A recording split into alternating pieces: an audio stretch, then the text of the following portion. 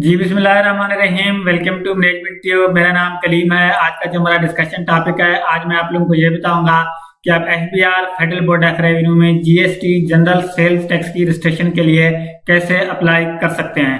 तो याद रखें, चाहे आप एज ए इंडिविजुअल काम कर रहे हैं, चाहे आप कंसल्टेंट हैं, चाहे आप एज ए सोल प्रोप्राइटर काम कर रहे हैं, चाहे आपकी पार्टनरशिप फर्म है, चाहे एओपी फर्म है, चाहे एसएमसी प्राइवेट लिमिटेड कंपनी है, चाहे प्राइवेट लिमिटेड कंपनी है, चाहे लिमिटेड कंपनी है। कहने का मतलब है ये आपका जो भी बिजनेस है, जो GST general sale tax registration apply करने का जो तरीकाकार है वो एक ही है।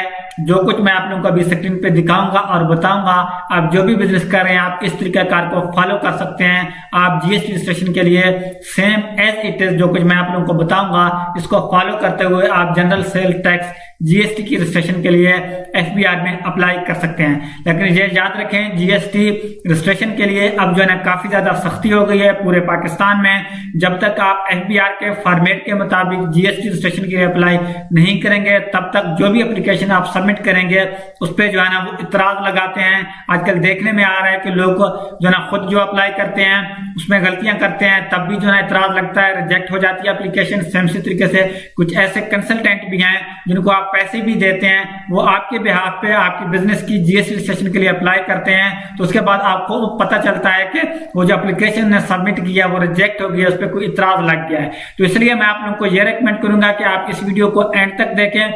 मैं ईच एंड एवरीथिंग जो है ना आप लोगों को दिखाऊंगा और बताऊंगा, एक एक कंसेप्ट जो है ना क्लियर करूंगा, ताकि आप बगैर किसी गलती के जनरल सेल टैक्स की रजिस्ट्रेशन के लिए अप्लाई कर सकें। जो सबसे अहम बात है वो ये है कि जो बैलेंस शीट है उसमें जो है ना आपने एफबीआर के फॉर्मेट को फॉलो करना है, और सेकंड ये है कि बाकी जो चीजें हैं उसके लिए भी एफबीआर फॉर्मेट को फॉलो करना जो है ना बहुत ज्यादा जरूरी है। अगर आप फॉर्मेट को फॉलो नहीं करेंगे, जो कुछ तरीका मैं आप लोगों को बता रहा हूं, अगर आप इस तरीके को फॉलो नहीं करेंगे तो ये 100% श्योर है कि जो आपकी एप्लीकेशन है उस पर जो है ना इतराज लगेगा। अगर आप बगैर इतराज के जीएसटी रजिस्ट्रेशन के लिए अप्लाई करना चाहते हैं तो जो तरीका जो प्रोसेस मैं आप लोग को बताने जा रहा हूं, आपने इस प्रोसेस को same as it is copy करना है। ओके, बाकी चलते हैं अपने टॉपिक की तरफ। सबसे पहले मैं आपने एफबीआर आईआरएस पोर्टल को लॉगिन करना है। आईआरएस पोर्टल को लॉगिन करने के बाद जो है ना बाकी जो प्रोसेस है वो मैं भी आपको दिखाऊंगा, लेकिन ये सब प्रोसेस करने से पहले आपने ये करना है, जो रिक्वायर्ड डॉक्यूमेंट्स हैं वो आपने पूरे करने हैं एफबीआर फॉर्मेट के मुताबिक। ओके, ये मैं आप लोगों को अभी स्क्रीन पे दिखाता हूं। जितने भी रिक्वायर्ड डॉक्यूमेंट्स हैं वो आपने एक फोल्डर में रखने हैं। जैसे कि यहाँ आप देख सकते हैं कि जीएसटी रजिस्ट्रेशन के नाम से मैंने एक फोल्डर जो है ना बनाया है, क्रिएट किया है। इसमें जितने भी रिक्वायर्ड डॉक्यूमेंट्स हैं वो मैंने ऐड किए हैं, और जो फॉर्मेट्स हैं वो भी मैं आप लोगों को दिखा दूंगा। यहाँ आप देख सकते हैं कि जो रिक्वायर्ड डॉक्यूमेंट्स हैं हमारे पास अकाउंट मेंटेनेंस सर्टिफिकेट, जो भी आपके बिजनेस का बैंक अकाउंट है जिस भी बैंक में है आपने वहां से अकाउंट मेंटेनेंस सर्टिफिकेट लेना है। यहाँ मैं आप लोगों को दिखा भी दूंगा। ये आप देख सकते हैं कि जिस बिजनेस की रजिस्ट्रेशन के लिए मैं अप्लाई कर रहा हूं उसका जो बैंक अकाउंट का अकाउंट मेंटेनेंस सर्टिफिकेट है वो ये है। ओके, आपका अकाउंट जिस भी बैंक में कोई इशू नहीं है, हर एक बैंक का अपना एक फॉर्मेट होता है, लेकिन कहने का मतलब यह है कि जो नंबर 1 पे वो अकाउंट मेंटेनेंस सर्टिफिकेट आपने हासिल करना है। ओके, ये आप देख सकते हैं कि इसका जो अकाउंट मेंटेनेंस सर्टिफिकेट है वो इस वक्त आप स्क्रीन पे देख सकते हैं। ये कुछ लाइनें मैंने लगाई है ताकि कॉन्फिडेंशियल चीजें किसी को जो है ना ये नजर ना आए। जो नंबर 2 पे है हमारे पास फिर है बैलेंस शीट। बैलेंस शीट आप कैसे बनाएंगे, किन किन चीजों का आपको ख्याल रखना चाहिए, इस वीडियो में मैं आप लोगों को सारी चीजें बताऊंगा। ये आप देख सकते हैं कि हमारे पास बैलेंस शीट है। बैलेंस शीट आपने सबसे पहले बनाना है, वर्ड पे बनाए, एक्सेल पे बनाए, वो मसला नहीं है, लेकिन आपने जिन चीजों को फॉलो करना है वो आप लोग को आगे चल के मैं बताऊंगा। जो बैलेंस शीट है आपने उसको अपने बिजनेस के लेटर हेड पे जो है प्रिंट करना है। आप देख सकते हैं कि बिजनेस का नेम लिखा हुआ है, इसमें मैंने लाइनें लगाई हुई हैं। बाकी जो भी आप लोगों का फॉर्मेट है, यहाँ आप अपने बिजनेस का नाम लिखना है और जहाँ पे लिखना है एनटीएन नंबर जो भी है वो आपने यहाँ पे लिखना है। उसके बाद जो बैलेंस शीट है वो आपने जो है ना अपने लेटर हेड पे जैसे ये फॉर्मेट है सेम एज इट इज जो है ना आपने प्रिंट करना है। ये आपको फॉर्मेट जो है ना आप जो इस वक्त स्क्रीन पे देख सकते हैं, आप सेम एज इट इज इस फॉर्मेट को फॉलो कर सकते हैं। जितना कैपिटल आपने शो करना है आप शो करें। मैं ये कहता हूं कि जब भी आप जीएसटी की रजिस्ट्रेशन के लिए अप्लाई करें, मैक्सिमम ज्यादा से ज्यादा जो है ना आप कैपिटल शो करें। उसकी वजह यह है कि अब FBR federal board of revenue जो सेल्स लिमिट है, चाहे वो सर्विसेज में हो चाहे वो जनरल आर्टिकल सप्लाइंग में वो ये है कि आप जितना कैपिटल शो करेंगे, फॉर एग्जांपल यहाँ पे मैं 20 लाख शो कर रहा हूँ, 20 लाख का मतलब ये है कि अब कैपिटल में 20 लाख शो कर रहा हूँ, 20 लाख को 5 से मल्टीप्लाई करें तो क्या आएगा, 1 करोड़ रुपए आएगा। तो कहने का मतलब यह है कि अब मैं जिस बिजनेस की जीएसटी रजिस्ट्रेशन के लिए अप्लाई करने जा रहा हूं, अब ये मैं मंथली 1 करोड़ से ज्यादा की सेल नहीं कर सकता। अगर ये 1 करोड़ से ज्यादा की सेल करेगा तो उसको मुतल्लिका कमिश्नर से अप्रूवल चाहिए होगी, तब जाके वो अपना जो है ना जीएसटी सेल्स टैक्स रिटर्न है मंथली, उसको वो फाइल कर सकेगा, जमा कर सकेगा। अदरवाइज अगर वो 1 करोड़ से ज्यादा की सेल करेगा, जब तक कमिश्नर से अप्रूवल नहीं लेगा वो जो है ना जीएसटी रिटर्न अप्लाई नहीं कर सकेगा। इसलिए ज्यादा से ज्यादा जो है ना आप कैपिटल शो करें। अगेन बताता चलूं, कैपिटल का ये कंसेप्ट है कि जितना कैपिटल आप यहाँ पे शो करेंगे, कैपिटल वाले टाइप में जितना भी बैलेंस आप शो करेंगे उसको 5 से मल्टीप्लाई करें, उतनी लिमिट की आपको सेल्स अलाउ होती है, जनरल आर्टिकल सप्लाइंग में भी और सर्विसेज में भी। तो यहाँ 20 लाख का इसका मतलब है कि ये इस बिजनेस की जब जीएसटी की रजिस्ट्रेशन अप्रूव हो जाएगी तो ये पर मंथ 1 करोड़ तक की सेल कर सकता है। ओके, तो इसका जो फॉर्मेट है आपने लेटर हेड पे करना है। ओके, सारी चीजें मैं आप लोगों को आगे चल के भी दिखाऊंगा कि आपने इसको कैसे क्रिएट करना है, कैसे नहीं। तो मैं प्रिंट करने के बाद आपने अपने जो बिजनेस का जो स्टैंप है, जिसे हम मोहर कहते हैं, मोहर लगाना है, जो ओनर है उसने सिग्नेचर करना है, अपना नाम लिखना है, डायरेक्टर सीईओ आप अपने आप को जो भी नाम देते हैं वो आपने लिखना है, फिर आपने बिजनेस का नाम लिखना है। ओके, ये सिंपल है।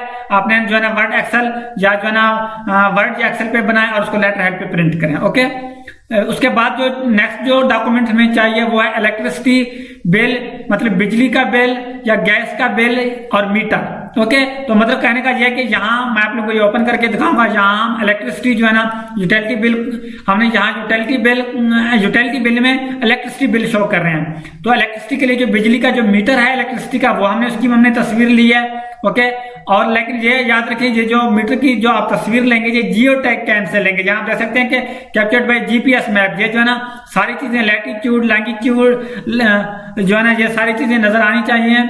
ओके, अगर आप जीपीएस कैम के बगैर जो है ना तस्वीर लेंगे तो फिर जो है ना आप की जो एप्लीकेशन है वो रिजेक्ट हो जाएगी, ताकि ये लोकेशन आना चाहिए। उसके बाद जो भी बिजली का बिल है, गैस का बिल है, पानी का बिल है, जो भी आपका मीटर लगा हुआ है, मीटर की तस्वीर के साथ जो आपका ऑफिशियली जो बिल होता है, बिल की तस्वीर भी आपने लगानी है। ये आप डाउनलोड भी कर सकते हैं, इस पे जियो टैग जरूरत नहीं है, लेकिन मीटर की जो तस्वीर है वो जियो टैग वाली होना जरूरी है।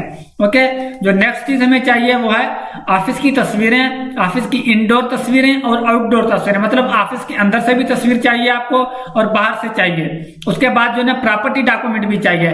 ऑफिस की अंदर से भी आपने तस्वीर लेनी है और बाहर से भी लेनी है। मैं आप लोगों को फॉर्मेट भी दिखाऊंगा। प्रॉपर्टी डॉक्यूमेंट का मतलब ये कि अगर आपने रेंट पे ऑफिस लिया हुआ है तो आप रेंट एग्रीमेंट लगाएंगे, और अगर आपकी अपनी प्रॉपर्टी है या फैमिली में से है तो आप वो जो भी प्रॉपर्टी के डॉक्यूमेंट्स होंगे वो आप जो है ना यहाँ पे ऐड करेंगे। ये सारे डॉक्यूमेंट्स आपने पीडीएफ में कन्वर्ट करने हैं। यहाँ मैं इसको ओपन करता हूँ ऑफिस प्रेमिसेस को। ओके, तो यहाँ आप देख सकते हैं कि ये जो है ना ऑफिस के बाहर से मैंने तस्वीर ली हुई है।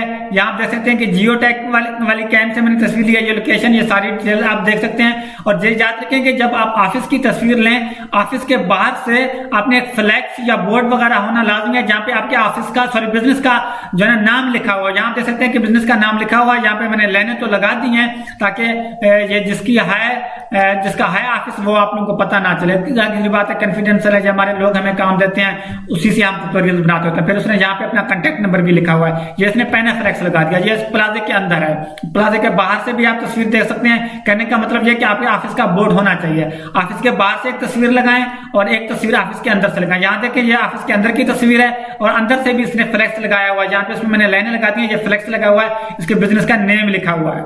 ओके, उसके बाद हमने जो ना प्रॉपर्टी डॉक्यूमेंट यहाँ मैंने क्या किया, लीज एग्रीमेंट, रेंट एग्रीमेंट को जो है ना ऐड कर दिया है।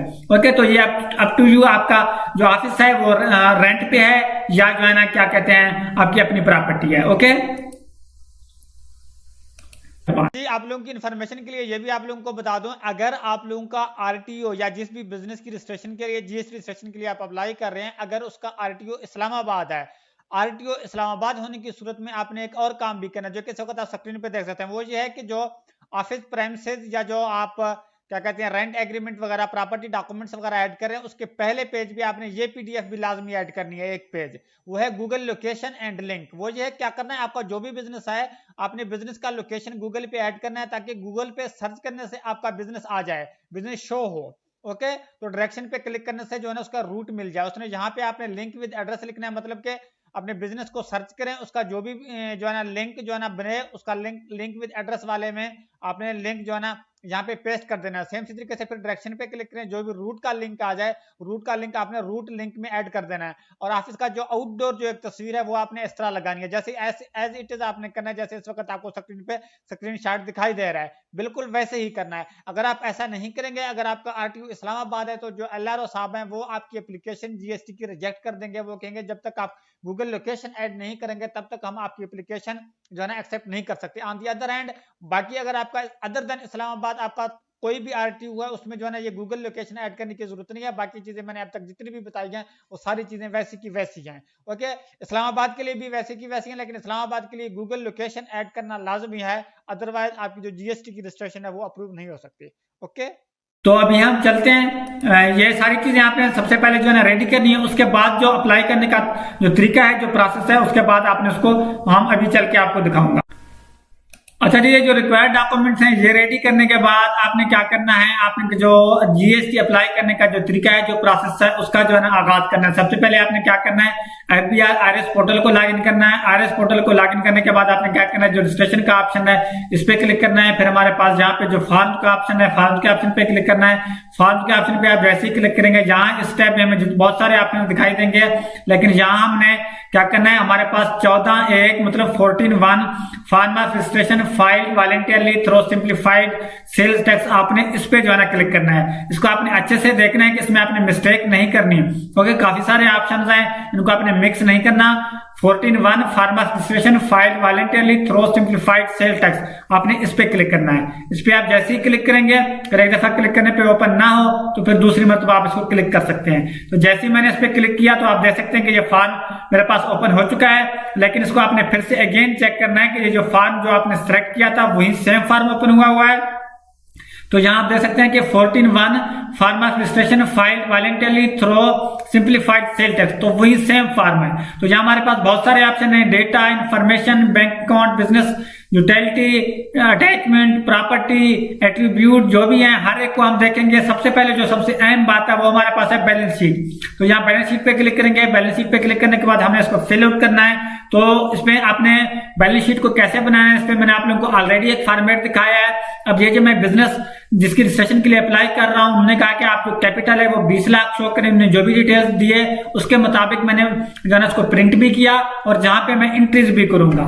ओके, तो यहाँ पे आप देख सकते हैं कि सेम एज इट मैंने यहाँ पे एंट्री की है। यहाँ जो है ना मैं जो कैपिटल शो कर रहा हूँ वो 20 लाख शो कर रहा हूँ। तो आपने इस चीज को इंश्योर करना है कि आपने बिजनेस के मुताबिक अपने वर्किंग के अकॉर्डिंगली आपने देखना है कि आप जो जीएसटी की रजिस्ट्रेशन अप्लाई करने जा रहे हैं आपको कितनी की सेल्स लिमिट मिलनी चाहिए। यहाँ कैपिटल में आप जो भी अमाउंट इंटर करेंगे, यहाँ पे जो भी अमाउंट इंटर करेंगे इसको आपने क्या करना है, 5 से मल्टीप्लाई करना है। 5 से जब आप मल्टीप्लाई करेंगे जो भी अमाउंट आए उतनी की जो है ना आपकी सेल्स लिमिट होती है पर मंथ। अगर 5 से आप मल्टीप्लाई करेंगे जो भी अमाउंट आए, अगर उससे ज्यादा की आप सेल करेंगे, चाहे वो जनरल ऑर्डर सप्लाई करें, गुड्स सप्लाई करें, या जो है ना आप सर्विसेज प्रोवाइड करें, उससे ज्यादा की सेल पर या सर्विस प्रोवाइड करने पर आप उस वक्त तक जीएसटी रिटर्न सबमिट नहीं कर सकते, मंथली रिटर्न, जब तक आप कमिश्नर से अप्रूवल नहीं लेते। तो इसलिए आपने मेक श्योर करना है कि आप कैपिटल इतना शो करें ताकि आपको पता हो कि भाई मैं इतने लिमिट तक के प्रोजेक्ट्स लेता हूं, सर्विस प्रोवाइड करता हूं या गुड सप्लाई करता हूं, ताकि आपको बार बार हर महीने कमिश्नर के पास ना जाना पड़े। ओके, तो आप 20 लाख हम यहाँ पे कैपिटल शो करें, इसका मतलब है कि ये 1 करोड़ तक पर मंथ जो है ना सेल जो है ना कर सकता है। 1 करोड़ तक इसको कमिश्नर से कोई अप्रूवल नहीं चाहिए होगी। एक और चीज जो आपने जो है ना मेक श्योर करना है वो ये है कि ये जो हमारे पास जो है ना टोटल इक्विटी एंड लाइबिलिटीज हैं, जो आपके पास जो टोटल कैपिटल है या सॉरी टोटल जो है एसेट्स और लाइबिलिटीज हैं वो आपके पास पूरे होने चाहिए। तो यहाँ आप देख सकते हैं कि हमारे पास जो टोटल इक्विटी एंड लाइबिलिटीज हैं वो 20 लाख हैं। ओके, सेम तरीके से हमारे पास यहाँ पे जो टोटल एसेट्स हैं वो 20 लाख है। इसका कंसेप्ट ये है कि इनको आपने सब जमा करना है, इनका सम लेना है, जो भी आए तो आपने यहाँ पे एंटर कर देना है। ओके, सेम तरीके से यहाँ से लेकर जहां तक जो भी अमाउंट आए वो आपने यहाँ पे एंटर कर देना है। और ये चीज याद रखिए, ये जो है ये और जो है ना ये इनका जो अमाउंट है वो सेम होना चाहिए, ये डिफरेंस ये अलग अलग नहीं हो सकते। ओके, बाकी आप अपने बिजनेस के हिसाब से आपने इन चीजों को मेक श्योर करना है। अगर आपको नहीं पता ये कैसे करते हैं, आप प्रोफेशनल टैक्स कंसल्टेंट से भी हेल्प ले सकते हैं, लेकिन कोशिश करें जो कंसल्टेंट हो वो प्रोफेशनल हो, उसके कंसेप्ट क्लियर हो। आजकल मार्केट में बहुत सारे लोग ऐसे होते हैं जो कहते हैं कि हम FBR का काम भी करते हैं, SSCP का भी करते हैं, लेकिन जब वो आपका काम करते हैं तो ये कि GST में देखने में ये आ रहा है कि जो लोग प्रोफेशनल नहीं होते वो आपकी GST के लिए अप्लाई कर देते हैं, उसके बाद आपको पता चलता है कि आपकी एप्लीकेशन रिजेक्ट हो गई है, उस पर जो है ना क्या ऑब्जेक्शन लगा है, या तो वो बैलेंस शीट की वजह से जो है ना ऑब्जेक्शन लगता है, इतराज लगता है FBR की तरफ से, या फिर जो डॉक्यूमेंट्स पहले मैंने आपको ऑलरेडी दिखाए हैं वो FBR के फॉर्मेट के मुताबिक न होने की वजह से जो है ना ऑब्जेक्शन लगता है। तो कहने का मतलब यह है कि जब तक आप किसी प्रोफेशनल पर्सन से काम नहीं कराएंगे तब तक इस पर इतराज लगते रहेंगे। और ये भी याद रखें, जब एक दफा अल्लाह ना करे कि ऑब्जेक्शन लग जाए, आपकी एप्लीकेशन रिजेक्ट हो जाए, वो तो मसला नहीं है, दूसरी मरतबा जब इतराज लगता है, ऑब्जेक्शन लगती है, तो उसके बाद जो है ना बात काफी दूर तक चली जाती है। तो कोशिश करें कि अच्छे कंसल्टेंट से काम करें, या खुद अगर आप इन चीजों को समझते हैं तो खुद करें, लेकिन जो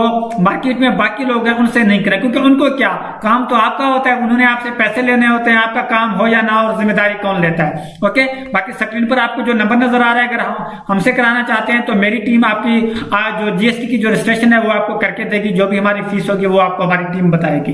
ओके, तो यहाँ पे जो डेटा है ये आपने एंटर करना है। ये डेटा एंटर करने के बाद आपने क्या करना है, फर्दर हमने अच्छा जी, इसके बाद आपने क्या करना है, डेटा से जो ना इन्फॉर्मेशन वाले ऑप्शन पे क्लिक करना है। इन्फॉर्मेशन वाले ऑप्शन पे आप जैसे ही क्लिक करेंगे तो यहाँ पे आपका NTN नंबर नजर आएगा, ईमेल एड्रेस नजर आएगा, और यहाँ पे आपको अपना मोबाइल नंबर नजर आएगा।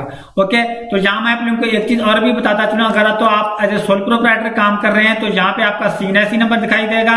ओके, लेकिन अगर आप आपकी कंपनी है तो यहाँ पे आपको अपना NTN नंबर दिखाई देगा।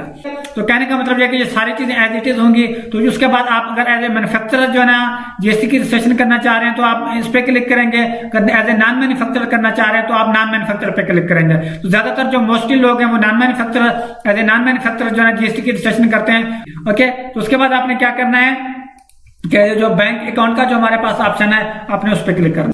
अच्छा जी, बैंक वाले ऑप्शन पे आप बैंक अकाउंट पे जैसे ही क्लिक करेंगे तो यहाँ आप देख सकते हैं कि अगर तो आपने पहले से FBR प्रोफाइल में अपना बैंक अकाउंट के डिटेल्स ऐड किए होंगे तो यहाँ आपको अपना बैंक अकाउंट के जो डिटेल्स हैं वो ऑटोमेटिकली यहाँ पे नजर आएंगे।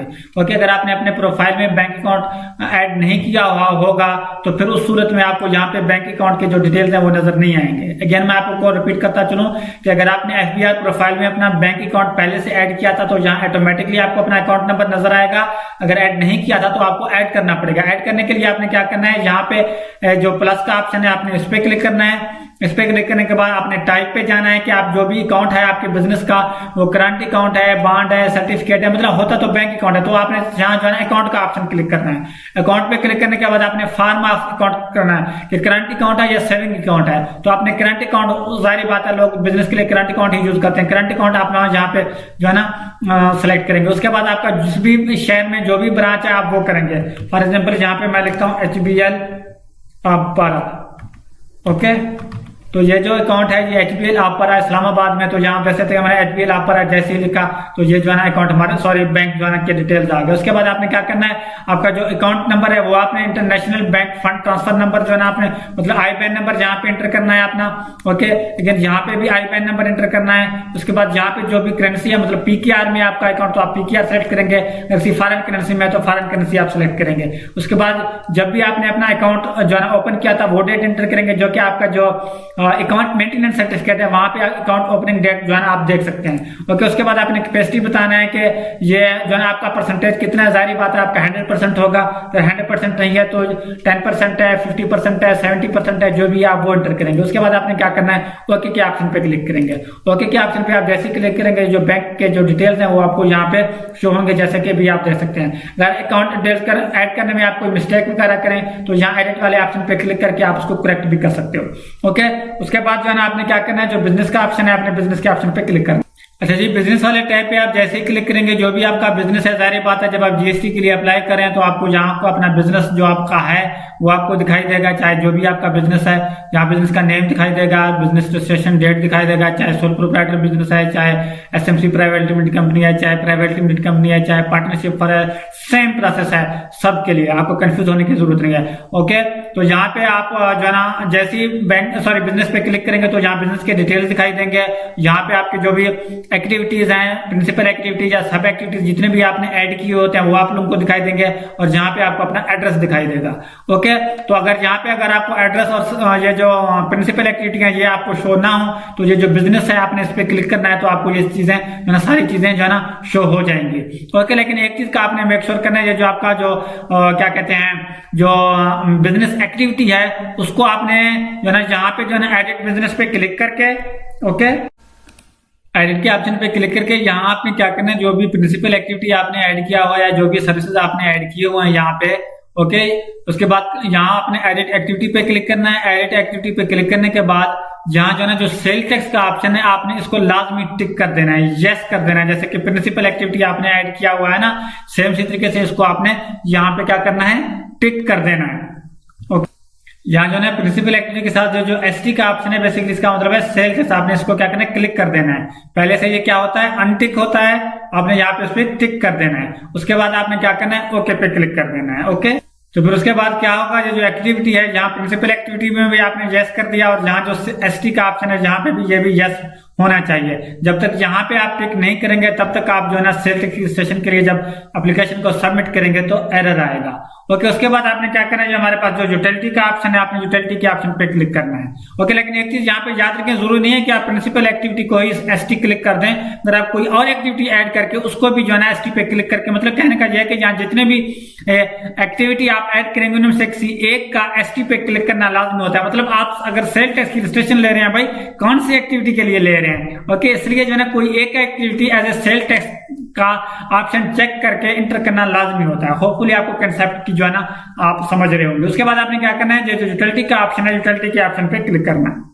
राजी, यूटिलिटी के ऑप्शन पे आप जैसे ही क्लिक करेंगे तो जो भी आपका ऑफिस का एड्रेस है वो आपको यहाँ पे शो होगा। इस पे आपने क्लिक करना है। इस पे क्लिक करने के बाद आपने क्या करना है, ये जो आपके पास प्लस ऑप्शन का ऑप्शन है यहाँ ऐड यूटिलिटी कनेक्शन, तो आपने इस पे क्लिक करना है। ओके, इस पे क्लिक करने के बाद जाहिर बात है ये जिसके लिए मैं अप्लाई कर रहा हूँ, यहाँ जो है ना मैं जो है ना इलेक्ट्रिसिटी मीटर ऐड कर रहा हूँ यूटिलिटी बिल, तो यहाँ मैं क्या करूंगा, जो है ना हमारे पास ये जो कमर्शियल यूटिलिटी है मैं यहाँ पे टाइप में कमर्शियल यूटिलिटी जो ना सेलेक्ट करूंगा। उसके बाद फार्म में मैं क्या करूंगा, इलेक्ट्रिसिटी जो है ना ऑप्शन सेलेक्ट करूंगा। ओके, इलेक्ट्रिसिटी करने के बाद यहाँ जो है ना जो कंज्यूमर नंबर है वो मैं एंटर करूंगा। ओके, कंज्यूमर नंबर एंटर करने के बाद यहाँ हमारे पास फर्दर ऑप्शन है कि ये कौन से जो है ना मैप को है, आइस को है, कैश को है, लेस को है, तो यहाँ मैं आइस को सिलेक्ट करूंगा। ओके, इस्लामाबाद इलेक्ट्रिसिटी है, और यहाँ जो है ना कनेक्शन डेट, जो भी जो है ना कनेक्शन डेट है आपने अपने यूटिलिटी बिल पे देखना है। ओके, उसके अकॉर्डिंगली जो है ना आपने उसको जो है ना कनेक्शन डेट जो है ना ऐड करना है। उसके बाद आपने क्या करना है, ओके का जो ऑप्शन है ओके के ऑप्शन पे क्लिक कर देना है। ओके, ओके के ऑप्शन पे आप जैसे ही क्लिक करेंगे जो यूटिलिटी कनेक्शन है ये आपका ऐड हो जाएगा। ओके, यूटिलिटी कनेक्शन को आपने फिर से अच्छे से वेरीफाई करना है कि आपने जो कंज्यूमर नंबर है उसको सही तरीके से एंटर किया। ओके, कमर्शियल यूटिलिटी बाकी सारे मतलब सही चीजें आपने एंटर की हैं, उसमें कोई मिस्टेक वगैरह नहीं होना चाहिए। ओके, तो उसके बाद आपने क्या करना है, जो अटैचमेंट का ऑप्शन है फिर हम क्या करेंगे, अटैचमेंट के ऑप्शन पे क्लिक। अटैचमेंट के ऑप्शन में जब आप आएंगे तो यहाँ जितने भी डॉक्यूमेंट्स हमने शुरू में देखे थे जो एफबीआर के फॉर्मेट के मुताबिक बनाए थे वही हमने यहाँ पे ऐड करने हैं। लेकिन ये सारी चीजें अभी मैं आप लोगों को ऐड करके भी दिखाऊंगा, लेकिन एक चीज मैं आप लोगों को यहाँ बताना चाहूंगा कि जीएसटी रजिस्ट्रेशन में जो अक्सर इतराजात लगते हैं या जो चीजें अहम हैं वो दो चीजें हैं। एक तो यह है कि आपका जो बैलेंस शीट है उसमें कोई गलती नहीं होनी चाहिए, कोई मिस्टेक नहीं होनी चाहिए, और नंबर 2 पे यहाँ जो आप डॉक्यूमेंट्स जो है ना ऐड कर रहे हैं वो डॉक्यूमेंट्स पूरी होनी चाहिए, कुछ कम नहीं होना चाहिए, और एफबीआर के फॉर्मेट के मुताबिक होने चाहिए और पीडीएफ फॉर्मेट में होने चाहिए। ओके, यहाँ जो है बैंक सर्टिफिकेट का ऑप्शन लिखा हुआ है, यहाँ बैंक सर्टिफिकेट में हम क्या करेंगे, बैंक सर्टिफिकेट का मतलब है अकाउंट मेंटेनेंस सर्टिफिकेट, तो यहाँ ऐड अटैचमेंट का जो ऑप्शन है आप इस पे क्लिक करेंगे। ओके, उसके बाद आप क्या करेंगे, यहाँ जो है ना फाइल का जो ऑप्शन है प्लस का ऑप्शन हम इस पे क्लिक करेंगे। इस पे क्लिक करने के बाद जहाँ जो चीजें आपने जहां भी ऐड किए हैं जीएसटी रजिस्ट्रेशन हम यहाँ पे आएंगे। यहाँ जो अकाउंट मेंटेनेंस सर्टिफिकेट है वो यहाँ मैं ऐड करता हूँ। हूँ। ओके, इसको थोड़ा सा अपलोड होने दे।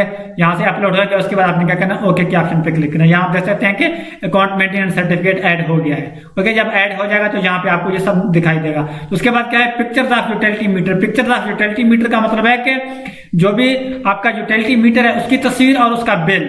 तो यहाँ मैं ऑप्शन पे क्लिक करता हूँ, यहाँ जो ना प्लस के ऑप्शन पे क्लिक करता हूँ। यहाँ आप देख सकते हैं कि इलेक्ट्रिसिटी मीटर एंड बिल की जो PDF है वो यहाँ पे मैं क्लिक करूंगा।